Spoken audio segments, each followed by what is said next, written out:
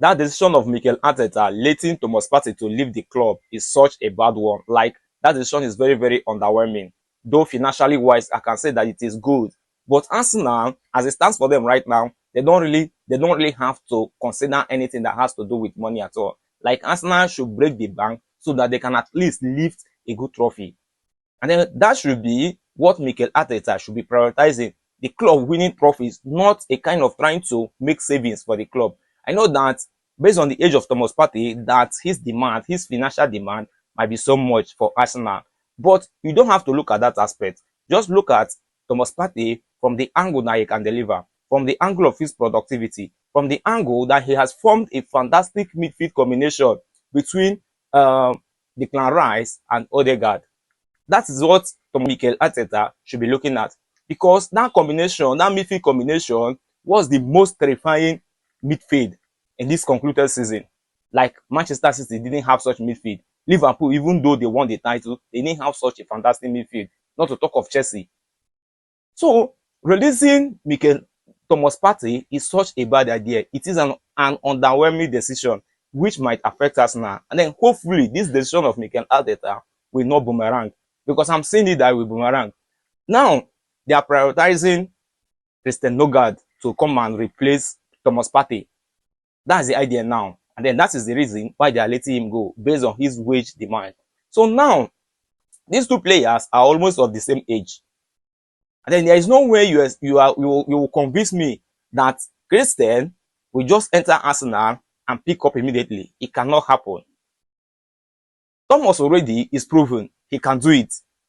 Like, he has done it severally, season in, season out. He has delivered for Arsenal. Now, introducing another midfielder is such a bad idea. Why? Because these people have understood themselves. Odegaard, Rice, and Partey, they have all understood themselves. And then the target now is for Arsenal to win that trophy. Arsenal need a trophy by all means for them to bring back their momentum. That should be the priority of Mikel Arteta, not letting him go. Right now, Arsenal don't really need to consider money. They don't really need to consider resources. What they should consider is for them to lift that trophy. And then Partey will have been very, very instrumental in helping Arsenal to achieve this goal. But this is the situation of things right now. I can understand very well that Zubimendi is also there. He's a defensive midfielder. Then we have Christian Norgaard, who is also a defensive midfielder. But Partey is already proven. That is the difference there. He's already proven. And then other people that are coming in to play based on probability. It might work out or it might not work out. Not until the season starts. But the way I'm saying it, Zubimendi might not be able to do it like Thomas Partey. Christian Norgaard might not be able to do it like Thomas Partey. So it's as if that midfield position has been altered already. And if it cannot happen, if these people cannot fill the shoes of Thomas Partey, it then means that Declan Rice will have to fall back to play the defensive midfield. And then once that happens, it then means that Kai Havertz might be introduced back into the midfield, or you have the like of Mikel Merino to come into the midfield. Whereas Odegaard has solidified his position. Partey has solidified his position. Then Rice too has also solidified his position. So what then is the need for this midfield to be altered? Why are they touching it? That is why I'm seeing a shortcoming on the area of Mikel Arteta. He wouldn't have gone ahead. At least he will have convinced the club to give Partey another chance. They should extend his contract probably for 2 years. Let him play for the first season. Then from there, these incoming players will then learn from him. Then next season, they will bench him. Then from there, he will go. You understand?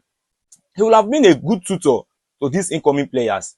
These incoming players will have learned from him instead of letting him go just like that. I can understand that he was trying to consider the financial aspect of everything, but this is such a bad decision for him. And I just hope that it will not boomerang, because Kai Havertz coming into the midfield, like, I'm not saying Arsenal achieving something tangible. You understand? And then drawing back Declan Rice might also not be a good idea, because Declan Rice has been very, very supportive in the attack of Arsenal. He scores goal and he also provides assists. And then anytime that he's ahead, he's out to score goal, then you need to see Thomas Partey sitting behind him to give him that maximum protection. Can Zubimendi or Christian Norgaard do this work that Partey carries out comfortably, like with ease. He will just do it for Arsenal.